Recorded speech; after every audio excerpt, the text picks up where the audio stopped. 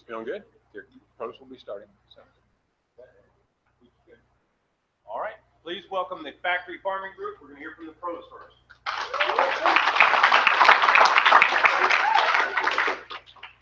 Hello, my name is Mackenzie James. This is Alicia Baker, Autumn Wheaton, and Katie Second, representing the pros of factory farming. So, a new grocery store chain is looking at restricting their fruits, vegetables, and meats to only locally grown and organic products.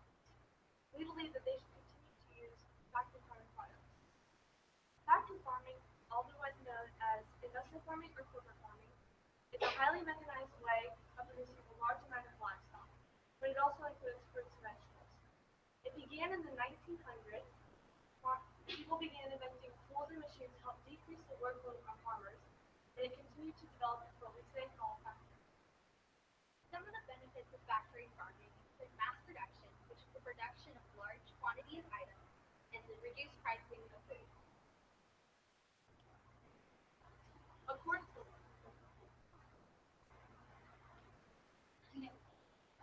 Hi, I'm Taylor, and we're doing tons of factory farming. So, factory farming was not designed, but it was rather created on an accident by a woman on her farm in Pennsylvania. So she ordered 250 chicks, but 250,000 came, and so she decided, well, I'm not going to send them back. So she kept them over the winter in life. So, factory farming is very disadvantageous because the antibiotics that are fed to the animals in factory farms that harm the animals. Factory farms produce a lot of pollution into the atmosphere, and factory farms mistreat animals.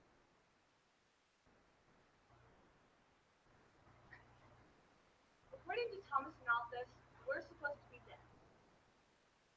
He had a hypothesis that since babies are being born faster than people were dying, the world would soon face famine and a lack of space.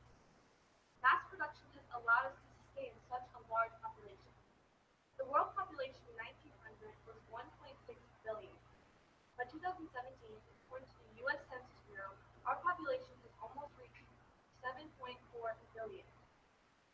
This graph shows, the USDA shows how mass production of poultry, beef, veal, and pork has been steadily increasing from 1970 to 2011, and it will continue to increase. The National Agricultural Statistics Service says that the top 3% of farms categorized by annual sales of $500,000 and more produce 62% of the nation's food. Mass production is allowing us to sustain such a large population.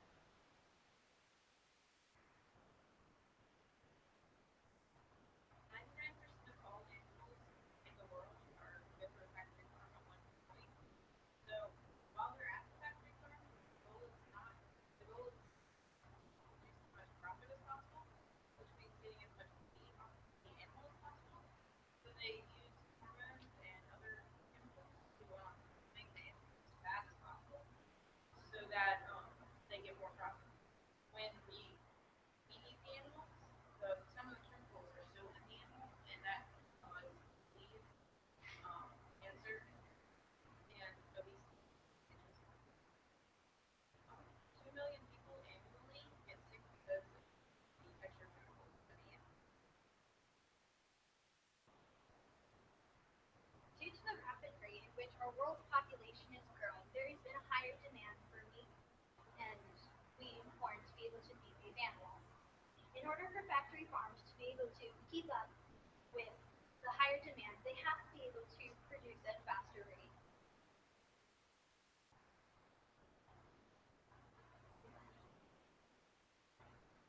Some of the innovations of factory farms include raising the number of animals per acre of yard, per acre of land. This graph right here shows the different meats consumed per person per year.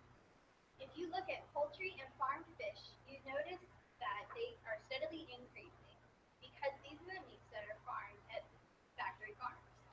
Wild fish, pork, and beef are starting to go down because they are not raised in factory farms, which are able to produce these meats at a cheaper price. There's been an estimate that in 2050, our population will reach 9 billion people. And in order for factory farms to be able to feed this many people, the number of people. Mass production has enabled us to be able to sell food products at a cheaper price.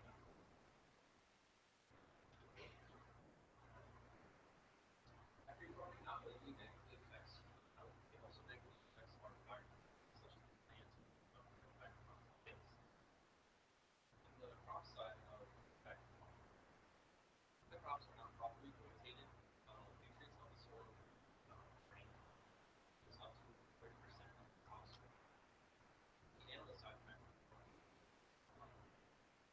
the large amount of livestock that are raised produces 500 million tons of excrement every year. And with all this excrement, they store it locally next to the factory farm in as you can see on the left.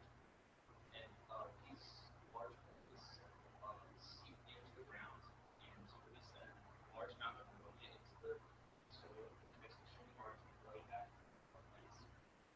This ammonia also releases into the air, and lures such as this contribute to about 80% of ammonia emissions annually.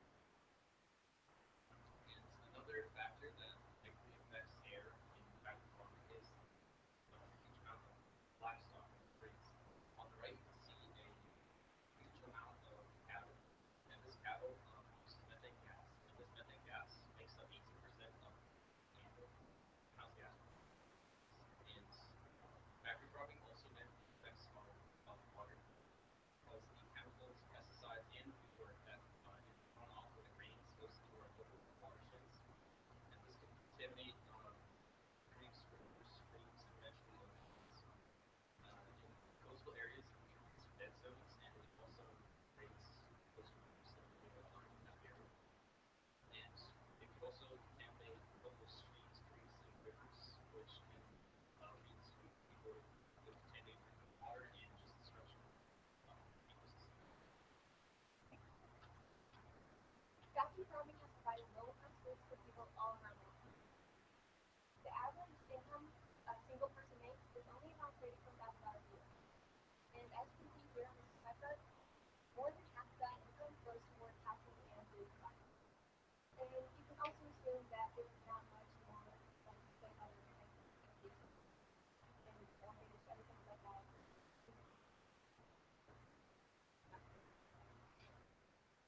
People today are very impoverished. There are people that aren't able to pay for their bills, and factory farming provides a way to have lower cost food so that more money can go to other important things like education for themselves or for their families.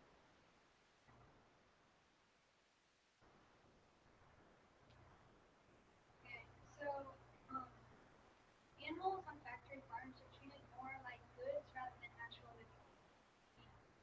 They like let's take chickens for example. Chickens are the most used animal out of any animal in the United States. They are kept in these cages called battery cages, and they're normally like 5 chickens to a cage, and they don't have room to walk around or to spread their wings or anything like that. So they fall back on their instinct of cannibalism. And so the farmer's like, oh no, I'm losing profit when these chickens die. So they started debeaking, which is when you cut off the chicken's beak, which in turn hurts the chicken itself. And these battery cages also hurt the chicken's beak because they are deformed depending on the wiring of the cage. So an average hen in the year 1933 would produce around 73 eggs per year, but now in modern times they're forced to produce around 275 eggs. So these hens are overworked and they're forced to do more than they should be doing. And then with roosters, around 250,000 roosters per year are killed just because they aren't as necessary as hens. So they drown them and they're chopped up for food for other animals, and because they're just not necessary.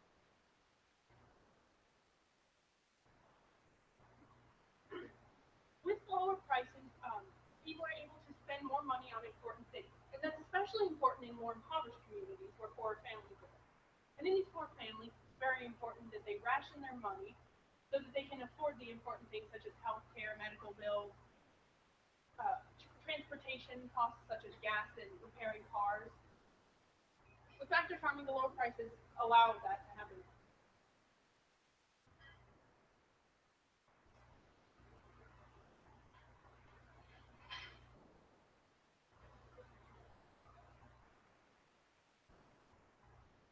Included factory groceries and other stores that you should not buy from factory farms because factory farms create pollution, they promote animals, and they release and they cause disease and other illnesses.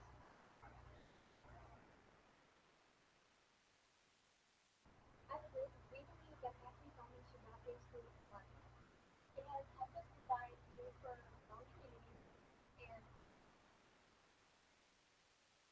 provide lower cost food, which can help people manage their money easier and can be used towards other important things. The mass production is the main cause for the lower prices. And with mass production, we're able to feed the explosive growth of our population. And the more people there are, the growing number of impoverished communities, is that it's hard to get out of the cycle of poverty. And with that, and with the lower prices, more people are able to eat, so there are less malnourished people. And looking through the graphs throughout history, the number of malnourished and starved people is going down steadily every year.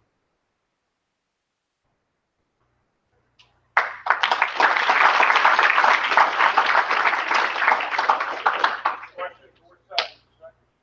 The pro side. So if you can go back a few slides, that graph, you had a graph on one slide. Right there. So you said something about pork and beef and one other thing that was decreasing. Can I ask what that was again? We said beef and wild. Beef and you did say something about pork, right? We said pork was increasing throughout the years. Okay. I was confused because I heard decreasing. For the cons, I'm going to Food Line today and I want to buy some meat. How do I know if it's factory farmed or not? If you look on labels, for instance, you can see a lot of milk. They'll have labels that say non-GMO or made from family farms. Those are They can also say like bird meats and say cows raised on free range or So free range chickens, I'm good with that. Okay. Question for you. So for the cons, are you saying that the price difference is significant enough to cause environmental problems and inhumane treatment of animals? We didn't say anything about price? no, not you.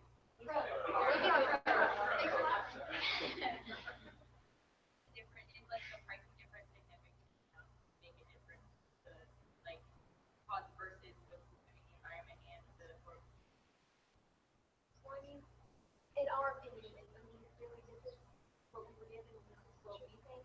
We think that, you know, being able to support children that have been impoverished, that can't afford higher cost of food that live on free, animals that live on free range farms, we really do think it's one way to feed our people and maybe care about the